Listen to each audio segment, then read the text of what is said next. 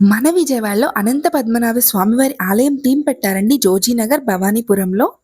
25 feet ఉన్న Ganesh idol అండి ఇది.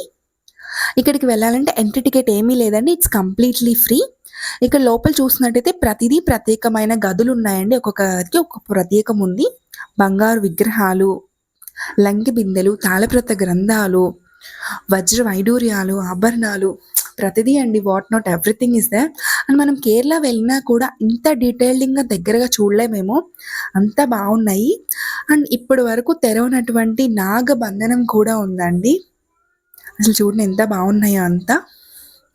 అండ్ ఇక్కడ చూడండి అసలు శాండ్ ఆర్ట్‌తో ఎంత యూనిక్‌గా రిప్రజెంట్ చేశారండి వినాయక జీవిత చరిత్ర. అసలు ఎంతటి అదృష్టం అండి మనకి చూడటము. చాలా బావుంది. ఎవ్రీథింగ్ ఎంత డీటెయిల్డ్‌గా వర్క్ నీట్‌గా చేశారో చూడండి. శాండ్ ఆర్ట్ అసలు ఈ యూనిక్ థాట్ ఎట్లా వచ్చిందో అసలు. టూ గుడ్ అసలు. అండ్ మీకు కంఫర్టబుల్ లాంగ్వేజ్ కూడా ఇక్కడ నోట్ చేశారండి. తెలుగు అండ్ ఇంగ్లీష్‌లో నోట్ చేశారు. చక్కగా మీకు కంఫర్టబుల్ లాంగ్వేజ్‌లో చదువుకుంటూ చూస్తూ వెళ్ళొచ్చు. బావుంది. అండ్ ఇక్కడ చూడండి ఆ లంబోదరునితో అనంత పద్మనాభ స్వామివారు. ఆహా! ఎంతటి అదృష్టం అండి. వైకుంఠంలోనే ఉన్నట్టుంది కదా! అనంత పద్మనాభ స్వామివారు టెంపుల్ సెట్ అండ్ గణేష్ జీవిత చరిత్ర చూసే అదృష్టాన్ని మా అందరికీ కలిగించినందుకు thank you so much to the Lambodara friend circle అండి. Thank you. అండ్ మేము వెళ్ళిన రోజైతే ఇక్కడ కోటి దీపోత్సవం ఏర్పాటు చేశారండి. ఇలా శివయ్యని శాండ్ ఆర్ట్ వేసేసి అక్కడ కోటి దీపోత్సవం ఏర్పాటు చేశారు. చాలా బావుంది.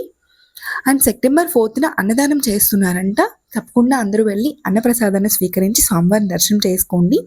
అండ్ నియర్లీ 1,00,000 క్రౌడ్ వస్తున్నా కూడా చక్కగా హ్యాండిల్ చేస్తున్నారండి. ఎవ్వరికి ఎటువంటి ఇబ్బంది లేకుండా. సో తప్పకుండా మీరందరూ వెళ్ళి ప్రశాంతంగా దర్శనం చేసుకోండి. ఇక్కడ ఎంట్రన్స్‌లో లైటింగ్స్ చూడండి ఎంత బావుందో కదా నైట్ టైమ్ అసలు. టూ గుడ్ అసలు. And thank you so much video చూసినందుకు. Thank you.